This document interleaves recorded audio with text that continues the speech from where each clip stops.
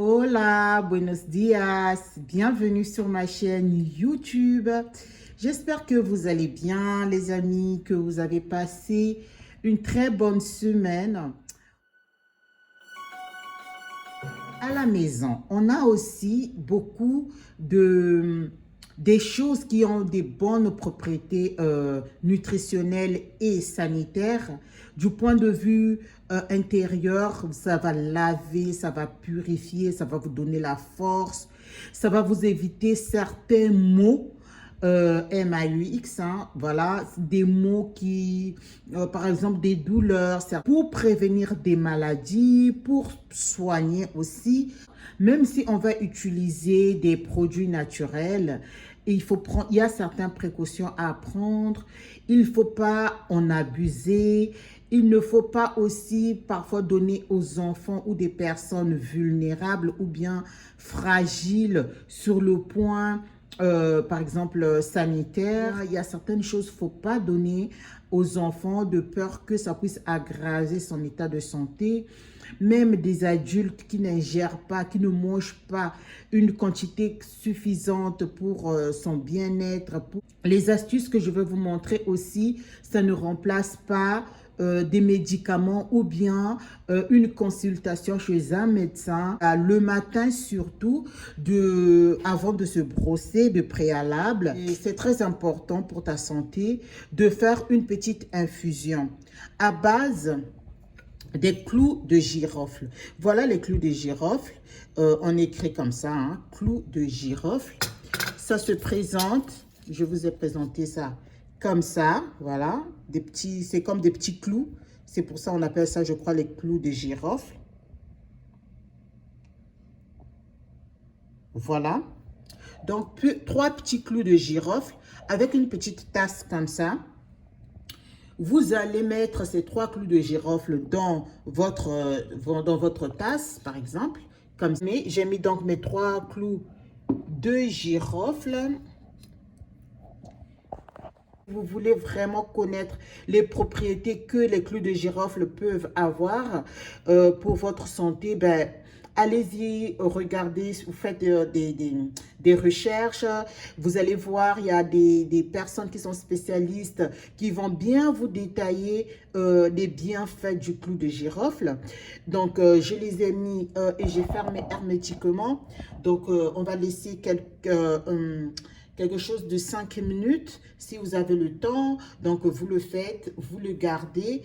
Et après les clous de girofle, vous allez couper. Vous coupez un demi-citron de ça. Pas un citron tout entier. Un demi-citron. C'est quoi les propriétés du citron le matin? Déjà, le citron, c'est un acide.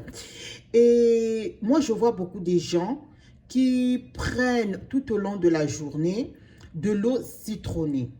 Alors, je vais vous dire que ce n'est pas bien de prendre de l'eau citronnée toute la journée.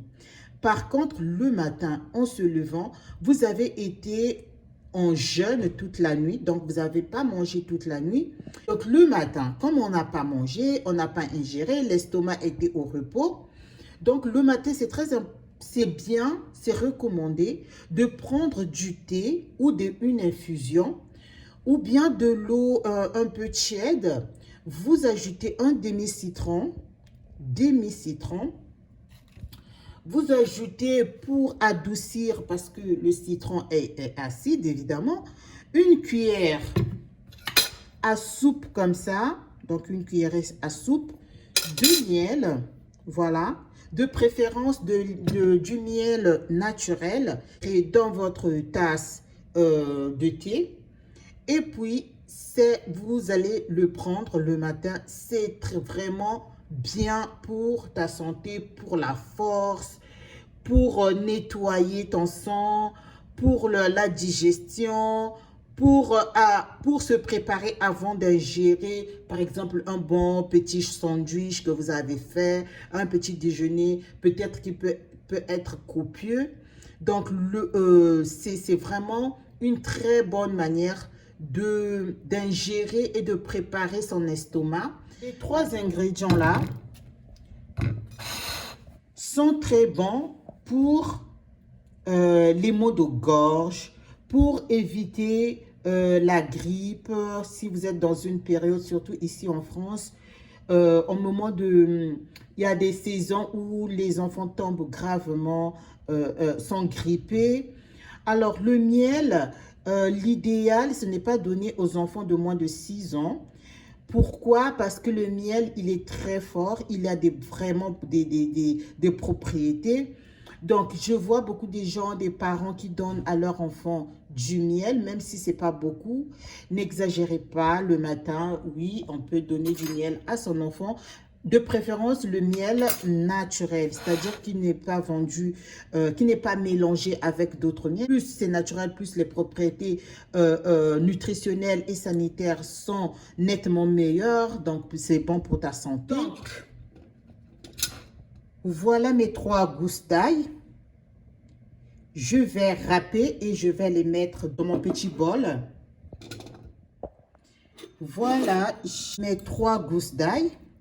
J'ai mis dans mon petit bol. Je vais essorer mon demi-citron. Je vais essorer mon demi-citron.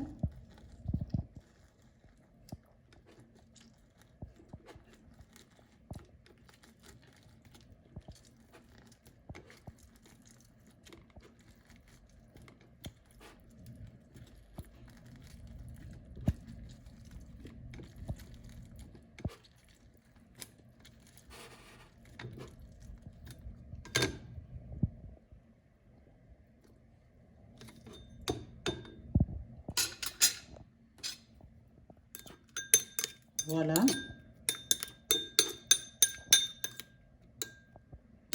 Je vais rajouter du miel, une cuillerée comme ça, parce que je supporte pas trop l'ail. Là, il est tellement, elle est tellement piquant. Après, ceux qui peuvent supporter l'ail comme ça, vous le prenez comme ça. C'est vraiment bien pour la gorge, pour les gens qui... le début de d'angine, pour les maux de grippe, c'est-à-dire les gens à qui ça attaque vraiment fortement la grippe, qui ne peuvent même pas respirer, les yeux sont rouges. Donc, c'est très bon pour éviter aussi d'avoir des grippes trop violentes. Donc, une cuillerée à soupe de miel, c'est pour atténuer la douleur et surtout pour éviter que tu puisses avoir les douleurs d'estomac. Donc, parmi les précautions des personnes fragiles, quand je parle des personnes fragiles, c'est des personnes qui peuvent avoir des maladies liées, par exemple, à l'estomac, c'est-à-dire qu'ils ont de l'ulcère, qui ont mal à l'estomac. Donc, ces personnes-là, parfois, elles sont très sensibles à cause de l'acidité du citron. Donc, elles ne peuvent pas prendre ça. Donc, si vous avez des problèmes d'estomac, si vous avez été diagnostiqué, par exemple, ulcère ou bien douleur d'estomac très intense, et essayez d'éviter ou de demander à votre médecin si vous pouvez mettre du citron. Sinon, si aussi il y a des personnes qui ne supportent pas vraiment le citron, ben, vous diminuez la quantité. Au lieu de mettre un demi-citron, vous pouvez mettre juste une petite cuillerée comme ça, ou carrément, vous ne mettez pas du citron, vous mettez que de l'ail et puis un peu de miel, pourquoi pas, et vous prenez, vous allez mâcher le matin. Une fois que vous avez ingéré tout ça, donc le soir, de l'ail râpé avec un peu de miel, vous dormez.